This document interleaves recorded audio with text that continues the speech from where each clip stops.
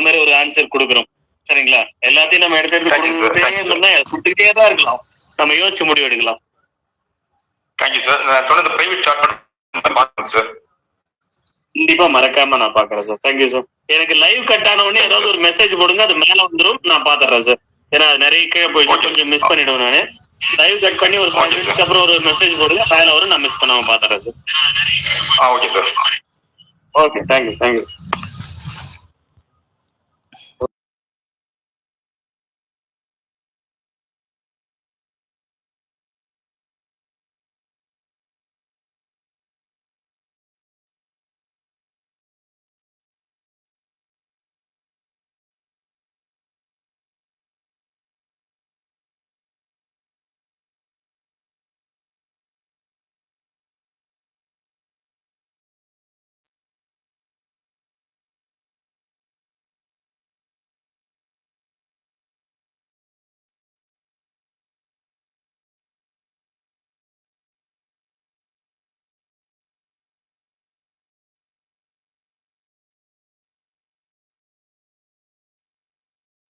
GST கட்டிடுறோம். சரிங்களா?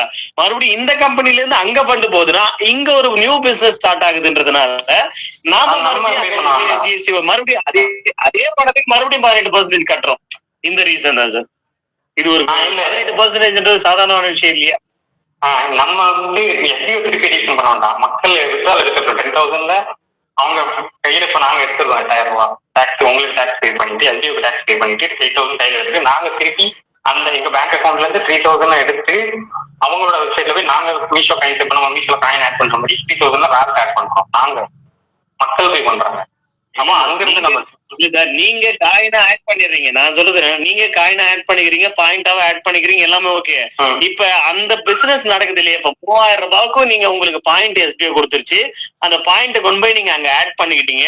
So நீங்க அங்க 3,000 ரூபாய்க்கு பொருள் வாங்கிட்டீங்க. இப்ப அந்த 3,000 ரூபாய்க்கு காசு யார் கொடுப்பாங்க? உங்களுக்கு பாயிண்ட் நீங்க கொடுத்தீங்க, பாயிண்ட் மட்டும் தான் அங்க டிரான்சாக்சன் நடந்திருக்கு.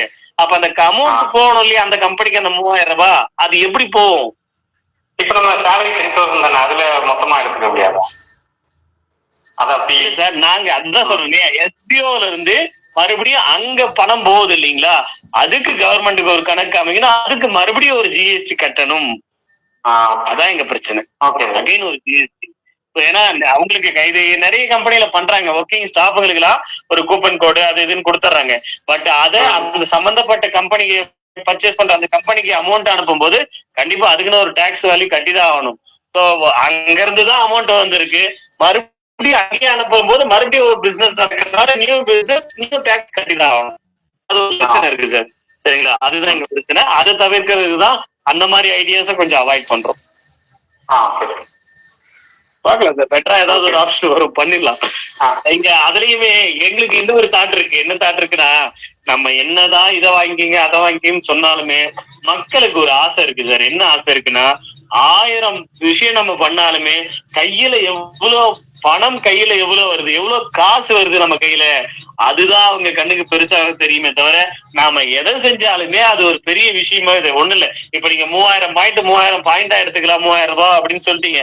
நான் அதை 3,000 பாயிண்டா மாத்தி கொடுத்துட்டோம்னா நீங்க அங்க போய் பொருள் வாங்கிதான் அது பெருசா மைண்ட்ல நிக்காது அவங்க கண்ணுக்கு. அது எப்படி தெரியும்னா, மாச சம்பளம் 7,000 மாறிடும், மாச சம்பளம் 10,000 நிக்காது.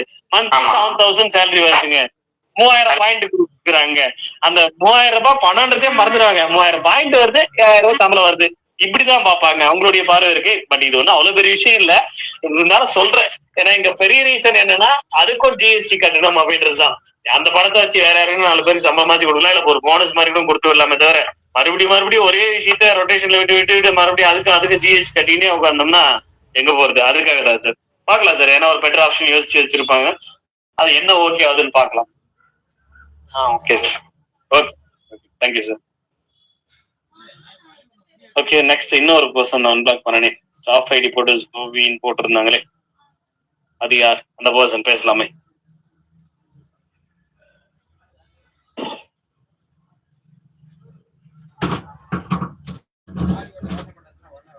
நீங்க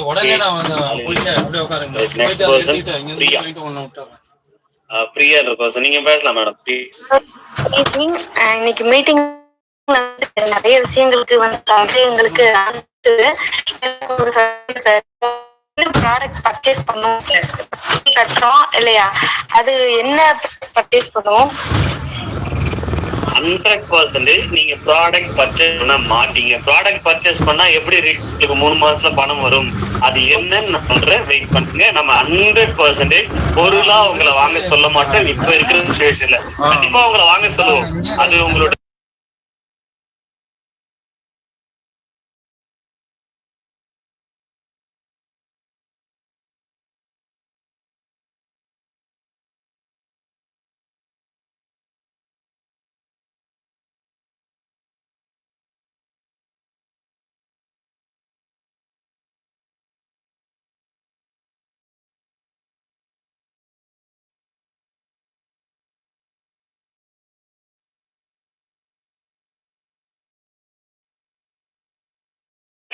சரி. நிறைய பேர் என்னெல்லாம் பண்ணணும்,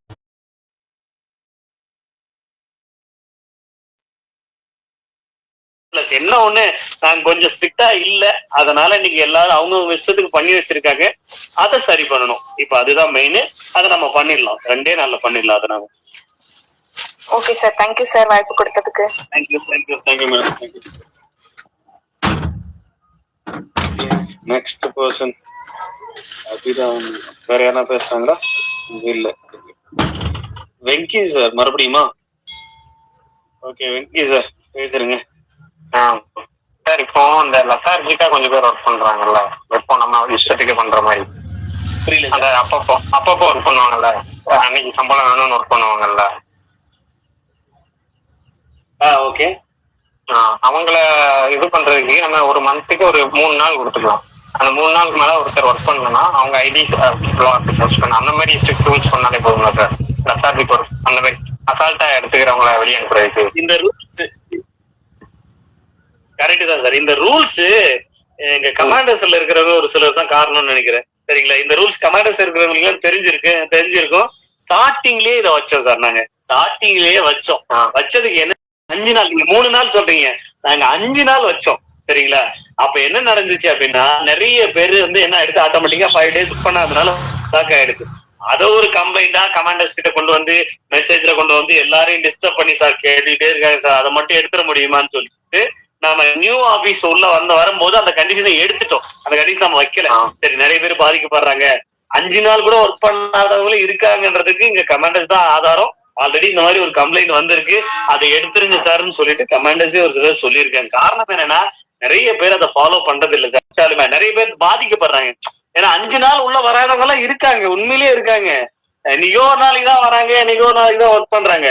என்ன ஒண்ணு, இனிமேல் கொஞ்சம் ஸ்ட்ரிக்டா அவங்க எல்லாம் அது மாதிரி இருக்காங்களா, அது பிளாக் ஆனதுதான், மறுபடியும் ரினியூவல் பண்ண முடியாது, நீங்க வேற வேலையை பார்க்க வேண்டியதான். கொஞ்சம் ஸ்ட்ரிக்டா நம்ம அனௌன்ஸ்மெண்ட் கொடுத்துட்டு அதை ஒரு 1 மந்த்துக்கு, அதிகபட்சம் 1 மந்த்துக்கு இதை ரெகுலரா எல்லா இடத்துலயும் இன்ஃபர்மேஷன் கொடுக்கணும்.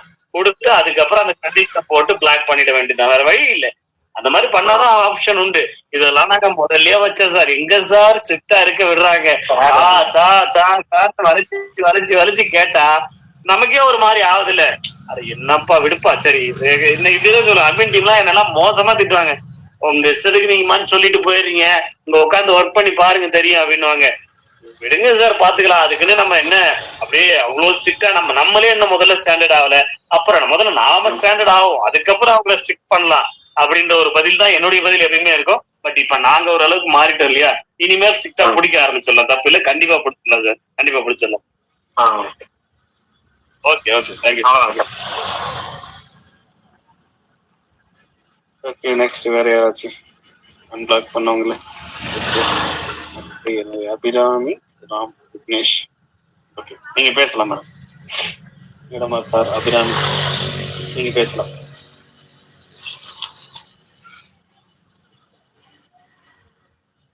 Any other person? நோவா? இப்போ நான் அன்பிளாக் பண்ணனே அபிராமி அப்படின்றவங்களுக்கு. சரி, ரைட். அடுத்து அருண் சார், நீங்க பேசலாம் சார். அருண் சார், ஏன் ஒண்ணா பண்றேன்னா அப்புறம் அடுத்தடுத்து எல்லாரும் வரும்போது ஒரு மாதிரி சவுண்ட் டிஸ்டர்பன்ஸ் ஆயிடும். அருண் சார், நீங்க பேசலாம் சார், பேசலாம். அபிராமிங்களா? ஓகே, சொல்லுங்க மேடம். வணக்கம் மேடம், சொல்லுங்க. சார் வணக்கம் சார். புது பிளான் எல்லாமே நான் பார்த்தேன். இதுல வந்து ஆக்சுவலி நான் என்ன எக்ஸ்பெக்ட் பண்ணிட்டு, நான் ஒரு ஹவுஸ் ஒய்ஃப் தான். நான் என்ன எக்ஸ்பெக்ட் பண்ணிட்டு இருந்தேனோ அந்த மாதிரி ஒரு ஒர்க் தான் நீங்க வந்து இப்போ ப்ரொவைட் பண்ணிருக்கீங்க. பட் அந்த சுச்சுவேஷன் என்ன அப்படின்னா, அந்த இன்வெஸ்ட்மெண்ட் அப்படிங்கிறது நீங்க வந்து ஒரு வேர்டு யூஸ் பண்ணிருக்கீங்க. அதாவது ஃபில்டர் பண்ணணும், மெம்பர்ஸை ஃபில்டர் பண்ணணும், அதுக்காக இந்த இன்வெஸ்ட்மெண்ட் பிளானை கொண்டு வந்திருக்கேன் அப்படின்ட்டு சொன்னீங்க. கண்டிப்பா. பட் அது எந்த அளவு ஃபில்டர் பண்றதுக்கு இன்வெஸ்ட்மெண்ட் நீங்க அப்புறமா நெக்ஸ்ட் சொன்னீங்க, கம்பெனிக்கு வந்து சேல்ஸ் நடக்கணும் அப்படின்னு ஒரு வார்த்தை சொன்னீங்க. சோ இது ரெண்டுல எது வந்து ஆப்டான ஒண்ணு அப்படிங்கறது ஒரு கன்ஃபியூஷனா இருக்கு சார். இல்ல, அந்த ஆடியோ ஃபுல்லா கேட்டீங்களா? நம்ம தனித்தனி ஆடியோவா தனித்தனி ஆடியோ போடல, ஒரே ஆடியோ தான். அந்த இமேஜுக்கான ஒரே ஆடியோ தான் இந்த குரூப்ல மேல இருக்கு. அந்த ஒரே ஆடியோல தானே ரெண்டு பதிலையுமே சொல்லியிருக்கேன். ரைட்? நம்ம இப்ப நீங்க மேபி இந்த டவுட் வரலாம். எப்ப வரலாம்னா, இன்னைக்கு நான் வந்து ஃபில்டர் பண்றதுக்காக தான் இந்த கண்டிஷன் கொண்டு வந்திருக்கேன் அப்படின்னு நான் இன்னைக்கு சொல்லிட்டேன். நிறைய பேர் எல்லாரும் வந்து கேள்வி கேட்காங்க. நாளைக்கு நான் என்ன பண்ணிட்டேன், கம்பெனிக்கு சேல்ஸ் கொடுக்குறோம், அதுக்காக தான் இந்த கண்டிஷன் கொண்டு வந்திருக்குன்னு சொல்லலையே. ஒவ்வொரு இமேஜுக்கும் அதுக்கான அந்த இமேஜை பார்த்து இதுக்கு நம்ம என்ன பதில் கொடுக்கணும்ன்றத ஒரு ஒரு ஒரு பிரேக் விட்டு விட்டு விட்டு விட்டு தான் அன்னைக்கு நான் பதில் சொல்லிக்கிட்டு வரேன். அந்த ஆடியோ, அந்த ஒரே ஆடியோவை தான் இந்த மாதிரி ஒரு கண்டிஷன் வைக்கிறதுக்கான ரீசன்ஸ் என்னன்னு தெளிவா ஒரே ஆடியோல தானே சொல்லியிருக்கேன். அப்ப அது ரெண்டுமே தானே ரீசனா இருக்கும். அப்புறம் எது கரெக்டான ஒண்ணுன்னு கேட்டா அது எப்படி? அப்ப மேபி நான் வேற வேற நாள்ல கொடுத்துருக்கேன்னா உங்களுக்கு இந்த டவுட் வரலாம். என்னோட இது என்னன்னா, நீங்க கொடுத்திருக்கக்கூடிய அந்த குவாலிஃபிகேஷன் எல்லாத்துக்குமே நான் எலிஜிபிள் சார். நான் வந்து ஒரு MBA குவாலிஃபைடு ஒரு person. So basic computer knowledge எல்லாமே இருக்கு, எல்லாமே இருக்கு. பட் என்னால வந்து அந்த இன்வெஸ்ட்மென்ட்க்கு வந்து சோ அதுக்கு வந்து ஏதாவது ஒரு கன்சிடரேஷன் இருக்குமா?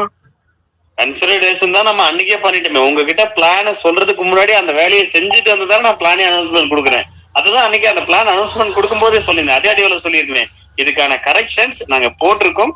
ஒரு 4 to 5 days அந்த இமேஜ்லயே கொடுத்திருக்குமே. 4 to 5 daysல இத பத்தி நான் தெளிவா உங்களுக்கு சொல்றேன். கன்சிடரேஷன் இருக்குமா சார் நீங்க கேக்குறீங்க. மக்கள் கேட்கறதுக்கு முன்னாடியே நான் தான் செஞ்சுட்டேன். கன்சிடரேஷன் வேணும், இது எங்க மக்களால, இதுக்கு ஏதாவது ஒரு ஆல்டர்னேட் வேணும். என்னோட இது என்னன்னா சார், ஒரு 60+ ஆன ஒரு பர்சன் இருப்பாங்க. பட் அவங்களால இந்த நீங்க கொடுத்திருக்கக்கூடிய நீட் எல்லாமே குவாலிஃபைடா இருக்க மாட்டாங்க. பட் அவங்களால இன்வெஸ்ட் பண்ண முடியும். ஆனா என்னால வந்து அந்த இது எல்லாத்தையும் பண்ண முடியும், பட் இன்வெஸ்ட் பண்ண முடியாது அப்படின்னு இருக்கும்போது ரெண்டு டிஃபரெண்டான ஒரு கேட்டகரிஸ் இருக்குல்ல சார். அதையும் கொஞ்சம் இன்வெஸ்ட்மெண்ட் பண்ண முடியாதுன்றதையும் தாண்டி, இது என்னன்னா இன்வெஸ்ட்மெண்ட் பண்ண முடியாதுன்றதுலயும் தாண்டி ரிஸ்க் எடுக்க முடியாதுன்னு சொல்லலாம் இல்லையா? இதை நான் ஓபனா பேசினா நான் இப்படிதான் பாப்பேன். நான் எப்படி பாப்பேன் அப்படி இல்ல சார். ஒரே ஒரு எக்ஸாம்பிள் தான், மெர்ச்சன்டைசர் பிளான் ஒன்னு வந்துச்சு சார். Hello, okay. அதுல வந்து நானும் ரிஸ்க் எடுத்து, நான் ஒரு மெர்ச்சன்டைசரா தான் சார் இருந்தேன். ரிஸ்க் எடுத்து பணம் வாங்கி தான் நான் வந்து அதை பண்ணேன். இது வரைக்குமே அதுல இருந்து நான் வந்து எந்த ஒரு பெனிஃபிட்டுமே இன்னும் நான் எடுக்கல. ஏன்னா அதுக்கே நான் இவ்வளவு நாள் ஆயிடுச்சு. சோ நான் திரும்பி நான் ரிஸ்க் எடுக்கிறேன் அப்படின்னா அது ஒரு கொஸ்டின் மார்க்கா தானே சார் வந்து நிக்குது. அதுதான் மேடம், ரிஸ்க் எடுக்கிறதுக்கு தயாரா இல்ல. ஏன்னா எனக்கு இன்னும் பெனிஃபிட் கிடைக்கல, நம்பிக்கை வரல. சொல்றேன் சார், அப்படிதானே இருக்கு.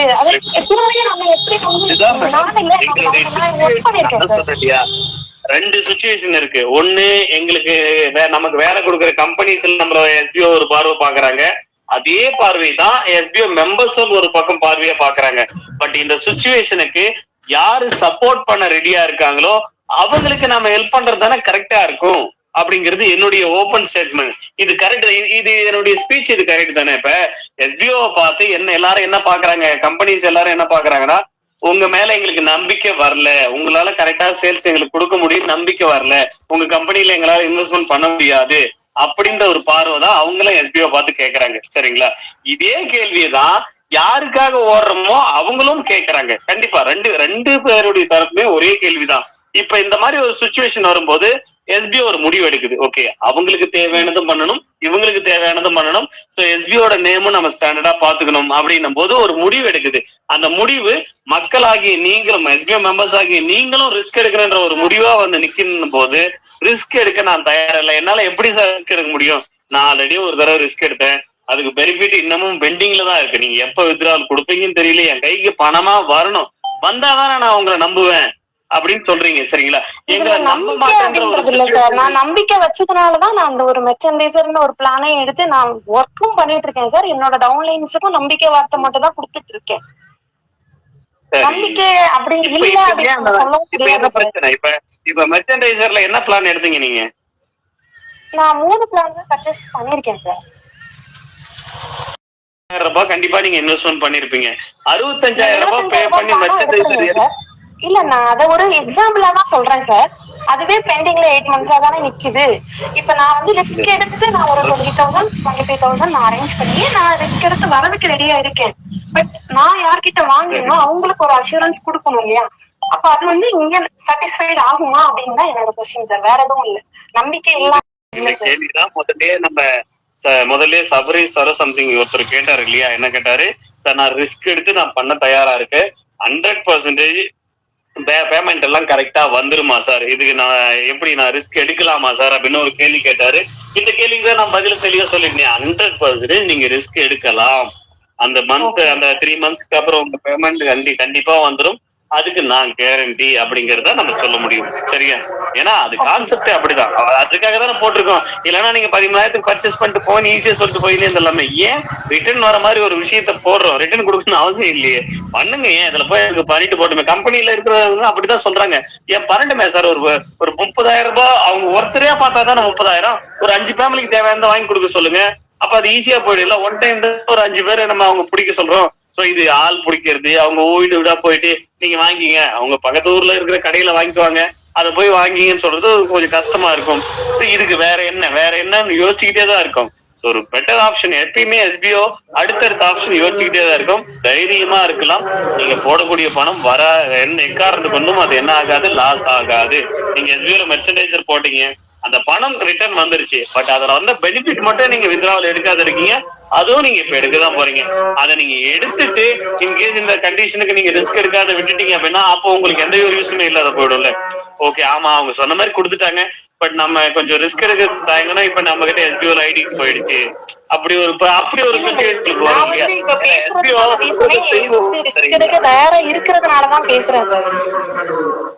அதுதான் உண்மை. நீங்க ரிஸ்க் தயாரு என்ன அஷூரன்ஸ் கேக்குறீங்க? நான் தான் சார்கிட்டயுமே சொல்லிட்டு உங்ககிட்டயுமே அதுதான் பதில்.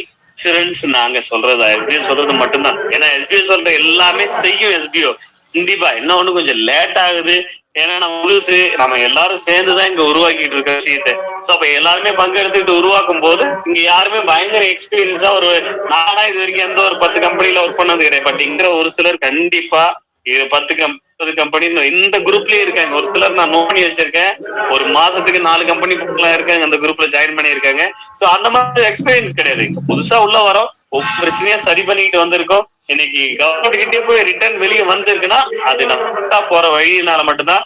எஸ்பிஓல ரேட்டு மட்டும்தான் இன்னைக்கு வரைக்கும் நடந்திருக்கேன், சொன்னதை செய்யல அப்படிங்கிறது இல்ல. ஆனா 2 சொன்னதை செய்யாம போக முடிஞ்சது. அது என்னன்னா அந்த பிளான் அப்கிரேட் ஆன இன்கம் கொடுக்கறது, கோல்டு பேமெண்ட் கொடுக்க முடியாத போயிடுச்சு, இன்ட்ரோ போனஸ் கொடுக்க முடியாது போயிடுச்சு. அதை கொடுத்தா கம்பெனியே இருக்காதுன்ற யோசனை வரும்போது அது வேற வாய்ப்பே இல்லை. பட் இது அப்படி இல்ல. நம்ம இது ஒரு இன்வெஸ்ட்மெண்ட், ஒரு இன்கம், சேலரி, இந்த மாதிரியான கருத்து. இதுல இன்னைக்கு வரைக்கும் எஸ்பிஐ எனக்கு செய்ய முடியாது இல்ல. பெட்டரா தான் கொடுத்துருக்கோம்.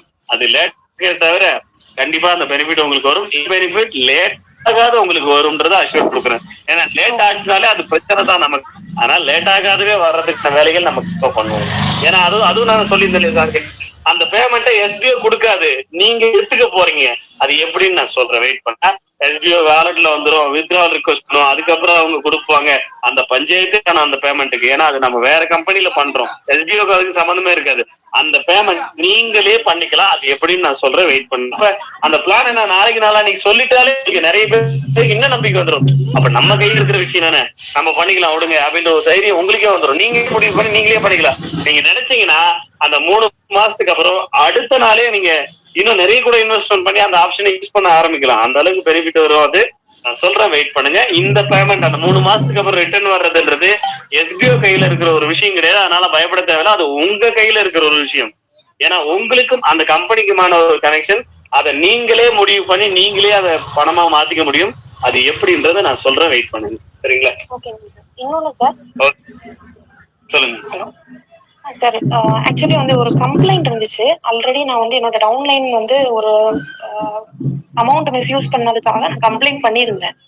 பட் அதை வந்து அவர் ரெக்டிஃபை பண்ணி எல்லாமே கிளியர் ஆயிடுச்சு. அவரோட ஐடி வந்து அதனால சஸ்பெண்ட் ஆயிருந்துச்சு.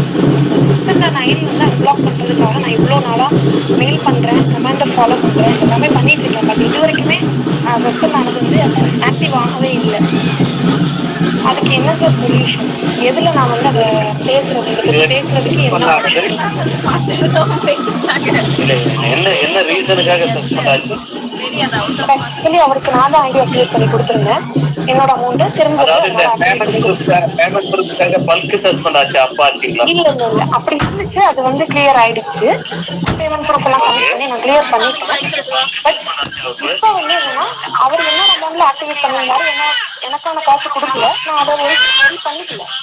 இன்னொரு இஷ்யூ வந்துச்சுன்னா மொத்தம் யாரோ ரெண்டு ஐடி அவர் வாங்கிட்டு அமௌண்ட் பே பண்ணல, அது உங்களோட டவுன்லைன் தான் அப்படின்னு சொல்லிட்டு என்கிட்ட கால் பண்ணி கம்ப்ளைண்ட் பண்ணாங்க.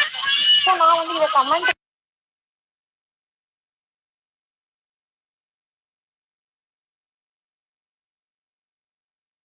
லைவ்ல போட்டு